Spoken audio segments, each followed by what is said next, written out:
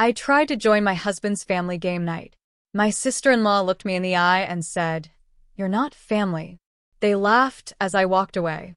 The next morning, they woke up to a notice on their door that made their smiles disappear because I've been married to Mark Harper for 8 years. We live in Richmond, Virginia, where his family name actually means something.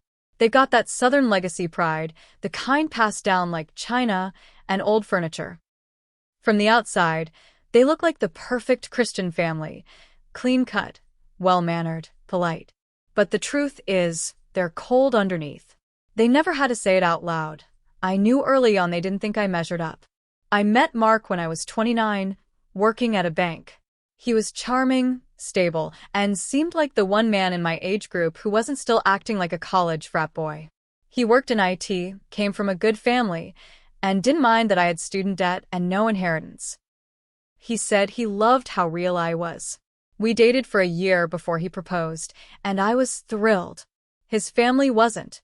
They smiled at the engagement dinner, but there was a look in his mother's eyes like she'd just tasted something sour. His sister, Dana, made a comment about how quick everything seemed. Mark brushed it off. "They'll warm up," he said.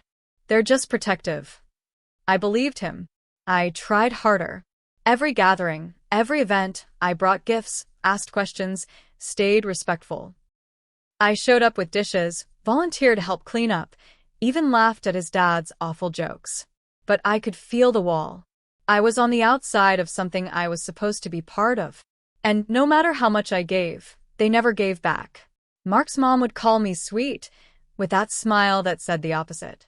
She'd always compliment my clothes with a "that's brave of you to wear" tone. Donna? She never hid it. She talked over me, corrected me, made little comments like, "Mark always liked girls with opinions." Then he married quiet. Once she asked me if I even liked being married, or if I just needed health insurance. But what hurt the most was how Mark let it slide. I'd bring it up after dinner or in the car, and he'd shrug it off. That's just how they are. Or, they don't mean it like that. I stopped bringing it up after year 3. I told myself I was too sensitive. That I needed to be stronger, more patient. Until this past Thanksgiving. Mark had been talking about the Harper family game night since October. "It'll be different this time," he said. "You should come." I didn't want to, but I hoped maybe this year I'd finally be treated like more than a guest. So I got dressed up, brought Dana's favorite cookies, oatmeal cranberry, and forced a smile on my face. When I walked into that living room, they were already halfway through a bottle of wine and laughing over some inside joke I wasn't part of. I said, "I brought dessert," and held up the tray like a peace offering. Dana looked me dead in the eye. "You're not family," she said, like it was nothing. "This night's just for us." I thought she was joking. I smiled, waiting for her to laugh. But no one did. Mark's mom chuckled, like Dana had just pointed out a funny hat. His dad muttered, "Maybe next year," and went back to dealing cards. Mark? He just looked down. Didn't say a thing. I stood there, holding that tray like an idiot. Then I put it on the counter, turned around, and walked out the front door. Not a single person followed me. Not my husband. Not anyone. That night, I cried in our guest room. Not loud. Just the kind of quiet, steady crying that comes from finally realizing something's broken beyond repair.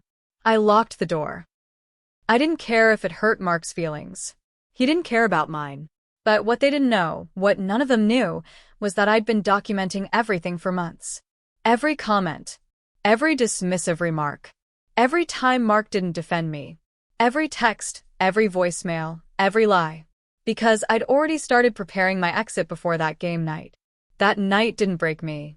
It confirmed everything. And the next morning, while they were nursing their hangovers and planning their Black Friday shopping, they opened the front door and found the first notice. It was taped right to the storm door, bright as day. They weren't laughing anymore. The notice they found on their door that morning was from a law firm. My law firm. It was a formal letter addressed to Dana, her parents, and Mark. It stated that I had retained legal counsel and that all further communication would need to go through my attorney. That may not sound like much to most people, but for them, it was a slap across the face. These were people who prided themselves on keeping family matters private. They hated anything that made them look messy or dramatic. Suddenly, they were in it. I stayed with my cousin across town while Mark blew up my phone. I didn't answer. The messages went from confused to angry to pitiful. Why are you doing this? This is too far. We can talk. But we weren't going to talk. Not after what he let happen that night. Not after 8 years of silence. I'd already made copies of our financial records, pulled bank statements, and spoken to a divorce attorney 2 months before Thanksgiving. Quietly, with no drama. Because something in me had started waking up after years of being sidelined. I started noticing how Mark would let his family mock me, how he'd never intervene, how he slowly made me smaller. And I realized I didn't love him anymore. I loved the idea of being loved. I was clinging to a man who never truly stood beside me. But leaving wasn't enough. Not with everything I'd endured. They didn't just hurt me. They humiliated me. Dana made sure of that. She had been bad-mouthing me to mutual acquaintances for years, turning me into a joke. I found out through a coworker of Mark's that Dana had told people I clung to the Harper name because I had nothing of my own. That I was lucky Mark married me. She even hinted I couldn't have kids, which wasn't true. We just never agreed on timing. I sent out a detailed letter to each member of the family. Not angry, just honest. I listed everything they'd ever said to me, everything I'd been silent about. I told them that being excluded wasn't the first offense, it was the last straw. I wrote, "You said I wasn't family. I finally agree." Then I made the second move. Mark didn't know I still had access to our shared email. While he was busy panicking about the divorce, I forwarded key emails to my lawyer, proof of financial decisions he made behind my back. I found messages between him and Dana discussing how to move assets around, in case our marriage didn't last. That email was from 4 months ago, before game night, before I even brought up any problems. That's when it clicked. Mark knew. He knew he was going to leave me. He just didn't want to look like the bad guy. They were baiting me, pushing me until I snapped, so he could tell people I was the unstable one, the dramatic wife, the outsider. I froze for a full day after reading that thread. Just stared at it on my cousin's laptop, heart thudding like it might burst. But then I got angry. I filed for divorce immediately and submitted the email evidence. In Virginia, if a spouse is proven to be acting in bad faith or hiding assets, the court can award a larger share to the other party. My attorney was giddy. She told me I had a strong case for misconduct, emotional cruelty, and financial deception. Mark started showing up at my cousin's house, pounding on the door, begging to talk. I never opened it. One night I watched from the upstairs window as Dana pulled up to the curb, screaming into her phone. Probably talking to their mother. I didn't even flinch. They didn't scare me anymore. Then came the third move. I sent an anonymous tip to the HOA about the illegal renovations Dana had done on the guest house she was living in rent-free. Her father had paid cash to avoid permits. I knew because he'd bragged about it at a barbecue once, calling the city a bunch of thieves. I knew they hadn't passed inspection. A week later, a city inspector showed up. She had 30 days to vacate. The Harpers were imploding. I thought watching their house unravel would feel like victory. And for a while it did. But then something happened that made everything worse, and also, in a strange way, clearer. After Dana was hit with the eviction notice, she posted a long, dramatic rant on Facebook. The post was public. She called me a gold digger who destroyed a good man's life and claimed I had mental problems. She said I was obsessed with becoming a Harper and threatened their family's peace. The post got dozens of comments from her friends, many of whom had never even met me. People called me toxic, ungrateful, even dangerous. I felt sick reading it. My hands shook.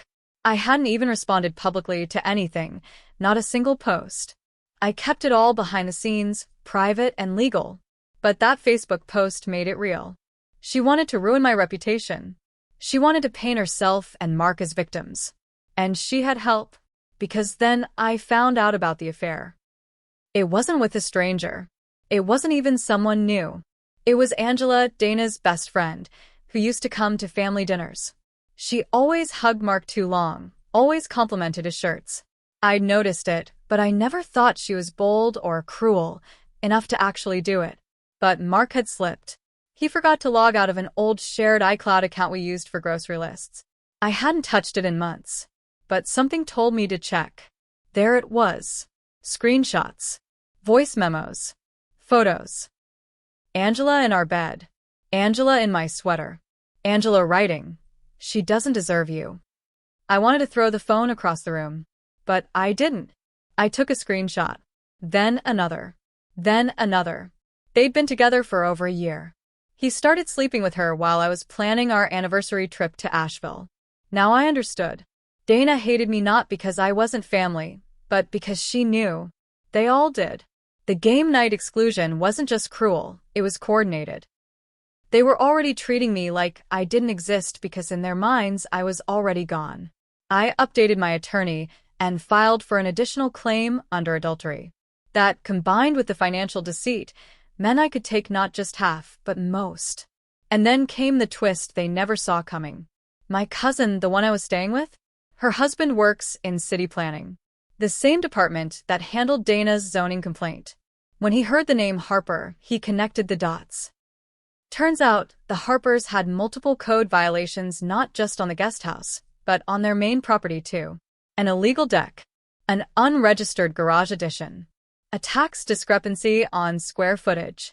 They were flagged for full inspection. Fines followed. A forced audit came next. And I never had to lift a finger. Just let the truth breathe. By mid-January, the Harpers were in full crisis mode. Their front lawn looked like a construction site. Orange tape marked off the illegal structures. A crew came to tear down the guest house deck. Dana moved into a motel near Midlothian Turnpike. She posted a sob story on Instagram about being pushed out of her childhood home by government overreach. Not one word about the real reason. Mark stopped trying to reach me directly. His lawyer took over. They offered a quick settlement, split assets, no alimony, no contest. I said no. I wanted it all in writing. Every asset. Every lie. I wanted the court to see how his whole family had played a part. I submitted the iCloud evidence of the affair, the financial manipulation, the HOA tip as circumstantial, and the emotional neglect. My attorney prepared the case with surgical precision. She said, "We're not asking for revenge. We're asking for justice." But then came another curve I wasn't ready for. I got a call from a number I didn't recognize. It was Angela's husband. I hadn't even known she was married. His name was Brian. He told me he found the photos too. Voice memos. Hotel receipts. She'd been using their joint credit card to book hotel rooms with Mark. He was devastated, but also furious. Said he'd heard about me from old friends of Angela's. That she used to brag about how pathetic I was for staying with a man who clearly didn't love me. He asked if I wanted to meet. Share notes. He had no idea the affair had been going on that long, or that Mark's family knew about it. We met at a coffee shop in the West End. He handed me a flash drive. Every file. Every email. Messages between Angela and Dana, mocking me. Angela writing, "I'm basically already in the family. Just waiting for the wedding ring." It all clicked then. Why Dana defended her so hard. Why they closed ranks so fast. They'd picked my replacement. They thought I'd go quietly, like some side character they could write out. But I wasn't backing down. I was just getting started. I gave the flash drive to my lawyer. She smiled and said, "This just turned into a whole different case." The court date was set for early March. Leading up to it, Mark's lawyer kept trying to settle. They knew they were cornered. The evidence was overwhelming: financial deceit, infidelity, emotional cruelty. But I wasn't settling. I wanted it on record. I wanted the judge to hear it out loud. That day in court, I wore a plain black dress. No makeup, just clean and steady.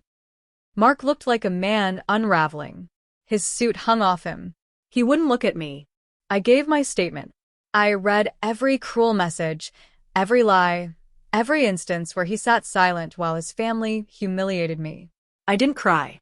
I wanted the court to hear my pain, not see it as weakness. The judge listened. He asked questions. He read every exhibit my attorney provided, including the emails between Mark and Dana discussing how to hide funds, including Angela's photos, including the messages where Dana mocked me. Mark's lawyer didn't have much to say after that. The judge ruled in my favor. I was awarded 70% of our shared assets, full ownership of the house, which I immediately listed for sale, and Mark was ordered to pay spousal support for 2 years due to proven misconduct. Dana's name was brought up so often during the proceedings that her employer, a local marketing agency, fired her quietly the next week. They didn't want the heat. Angela? Her husband served her with divorce papers the same week. He also filed a workplace complaint. Turns out, Mark and Angela had been hooking up on business trips funded by her employer. Both of them were let go. Within a month, the Harpers had lost their golden daughter's income, their son's job, their backyard guest house, and half their reputation. I heard through mutual contacts that their church asked them to step back from their leadership roles while the rumors settled. As for me, I sold the house, bought a townhouse near Libby Mill. Clean, quiet mine. I kept the settlement money in a separate account under my name only. I went back to school to finish my degree in accounting. For the first time in years, I felt clear. Like I had value, not because someone said I did, but because I knew I did. The last message Mark ever sent me was a single line: "You really destroyed everything." I didn't respond. He still didn't get it. I didn't destroy anything. I just stopped holding up the parts of his life he took for granted. They called me an outsider. They laughed as I walked away. But in the end, it was their house that crumbled. And I never looked back.